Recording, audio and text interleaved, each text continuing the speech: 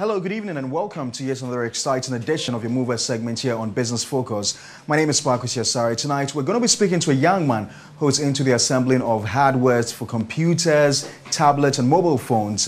He's employed a number of people, a number of youth who have been working for him for the past few years. I'm talking about the Chief Executive Officer of BRICH Company Limited. His name is Richmond Asumedu. Good to have you on the program. Good to see you. How are you doing? I'm good. Yourself? So you've been operating for how many years now? We've been in business for almost 6 years now. 6 years now. Yes. And in my earlier introduction, I talked about the fact that you are into the assembling of hardwares for computer, mobile phones. And is that all you do? Yeah, we also develop software as well. Now we've also introduced vehicle security technology. You know, car theft is becoming a menace in our society. So we decided to introduce this technology to make sure that we get people, car users, car owners, to secure their cars and then prevent them from being stolen or hijacked. We are also introducing a robotic class for our youth and then the young ones, whereby we are going to train them on how to develop and assemble smart technology like phones, drones, cars, and other toy. It is going to be done right here in Ghana. You started this about 6 years ago. Where did the motivation start from? Actually, the first product we introduced was the vehicle security. My car was broken into at Mamprobi. And you know, instead of me getting worried, I began to think to find solution. I asked myself, what if like I came out and the car wasn't there? That one would have been another thing altogether. So I decided to do research into vehicle security, how you can secure cars and all that. And then I came across technologies that were then available, like the tracking system. But now we have latest technologies like the smart curbs and anti-hijack and kill switches and all that. So what do these, each of these do? Oh, okay. With all those gadgets I made mention of, they are vehicle security gadgets. You know, a lot of people are aware of tracking devices, but when we talk about vehicle security technology, not everyone have detailed information about that. So all those things were for securing your car or protecting it against theft. It must have cost you an arm and a leg to begin this whole investment. How much did you start with? Oh, I started with, on my own, I started with 500 Ghana cedis. Where'd you get the money from? My own investment, you know, savings. And what could 500 Ghana cedis have done at that time? You know, as at that time, the passion and then the drive to do research was there. So I needed most of the times to go to internet cafe to do more research survey, to get more information about vehicle security and how to protect cars. So those money, I resigned from my former job. I was then the head of marketing for one multinational company. And then when I resigned, I had to put all my resources. But then I dedicated that particular 500 Ghana cedi towards starting my own business. When I find my feet, a friend said, "Balance," and loaned me a loan sum of 2,800 Ghana cedi. And that was the seed capital that we've turned around till now.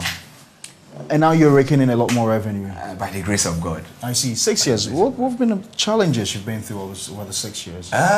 If I tell you it's been easy, I'll be a very big liar. It hasn't been easy, but the passion and the drive to solve problems and to work on technology down here is what is moving us. The first difficulty was like, can this thing really happen right here in Ghana? So I remember the first time we assembled our phones and then the tablets. You know, you need to try and error till it works. So finally, we were able to get partners abroad where we ordered our components from. Now, we've put the thing together. Can made in Ghana smartphones and tablets really works in Ghana? That was the question. And we find out that people don't actually believe in made in Ghana product. Not because they are not good, but because sometimes the standard of the product were low. So what we did was to lift the standard to the international level, make sure that we are able to come out with product that can compete globally. So those challenges, we were able to overcome it. The next thing was financial challenge. To move to the next level, we need to purchase some softwares to run our product, get a very good platform like the way the bigger technology companies are working. So financially, we needed to plow back our profits. So that was the strategy we used.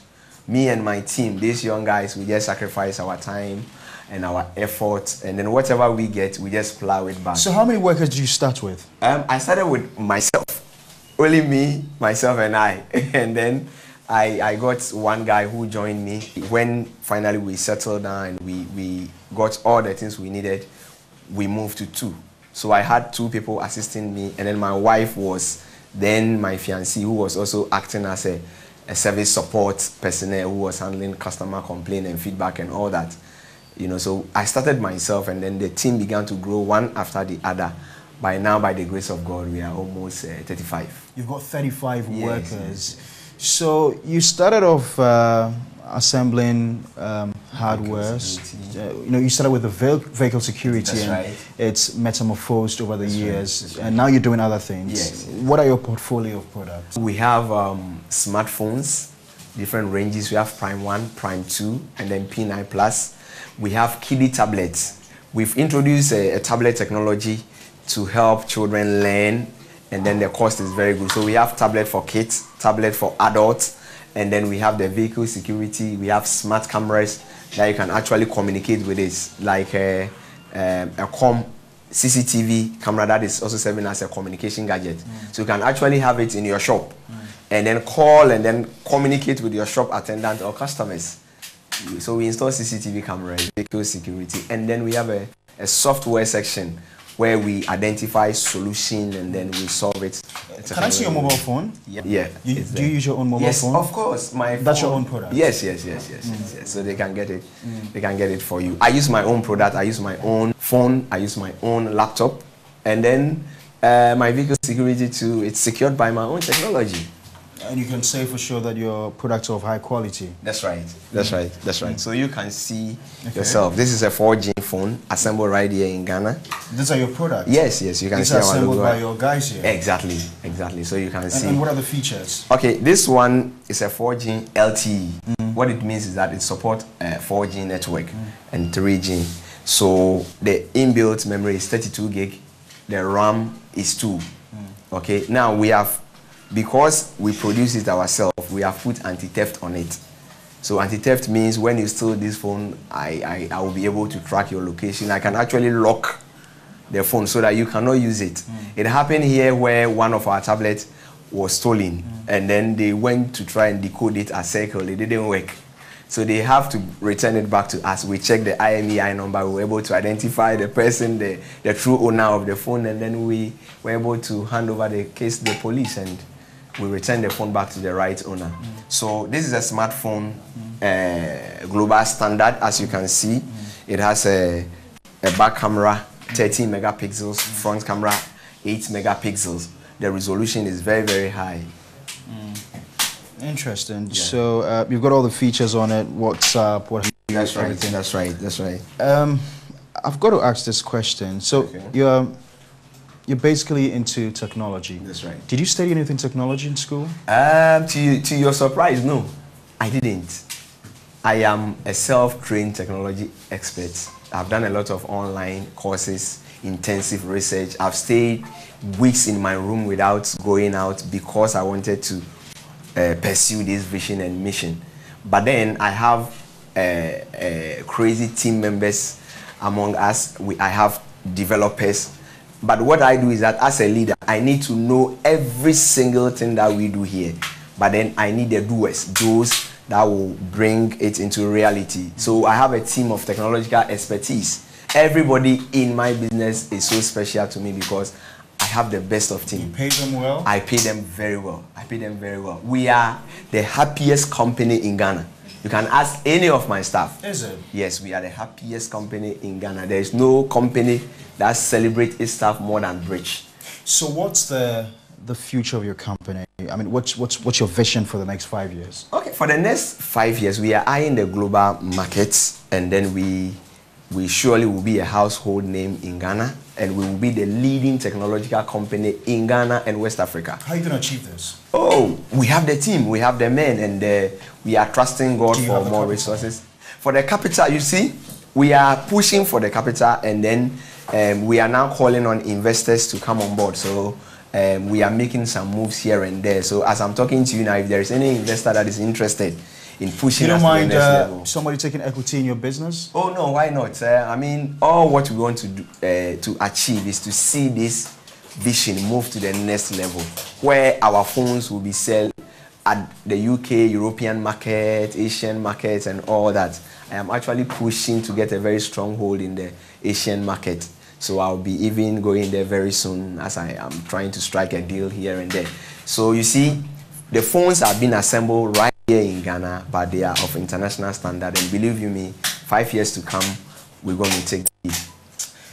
The number of young people at home obviously watching you, and they want to start their own businesses. Some have already started and are going through difficulties. Now, if you had the opportunity to speak directly to them, what would you tell them? Yeah, I would tell them they shouldn't stop whatever they are doing. You see, pain is temporal. Pain, it may last for a minute or an hour, but eventually, I mean, it will pass by.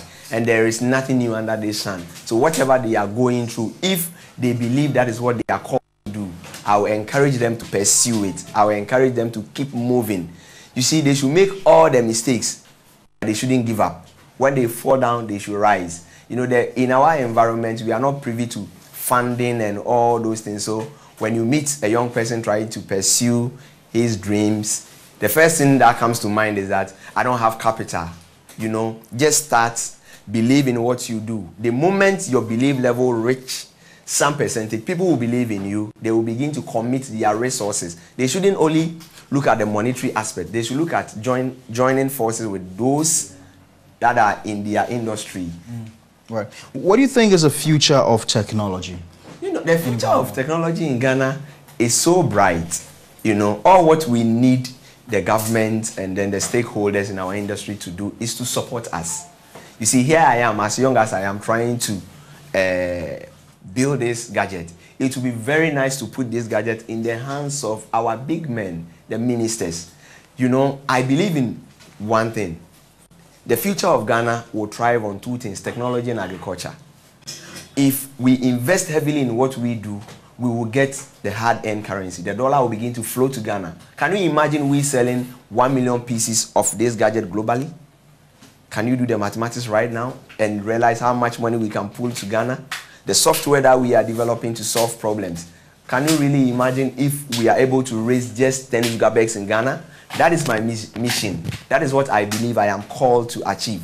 And that is why we are even starting this software development and then the robotics class. And we are going to get there. The future is so bright. We are not going to give up. We are not going to back down. We are just going to make things happen. Do you think that a lot of the youth are interested in hardware development? Yes, they are. They are. You see, I have a lot of CV pending.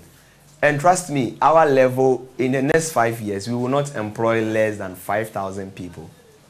Because we assemble the thing and it moves from a stage to another. We have the software side, we have the hardware side, those that are assembling the thing. We need a vibrant marketing department, advertising department, and then we will need even the security section and all that. The future is big. The future is so big. Thank you very much, Richmond, for your time. Good to have you on the program. All right, so that was Richmond Asumedu, who's the Chief Executive Officer of BRICH Ghana Company Limited. They are into the assembling of softwares and hardwares. They produce computers, tablets, as well as mobile phones for children as well to use in their regular study. This young man is hoping to, in the next 5 years, employ close to 5,000 people and also to broaden the scope of his business to be measured up to the likes of the Bill Gates and the Mark Zuckerbergs of this world. That's been it for our Mover segment tonight. Join us same time next week for another edition of your favorite Mover segment.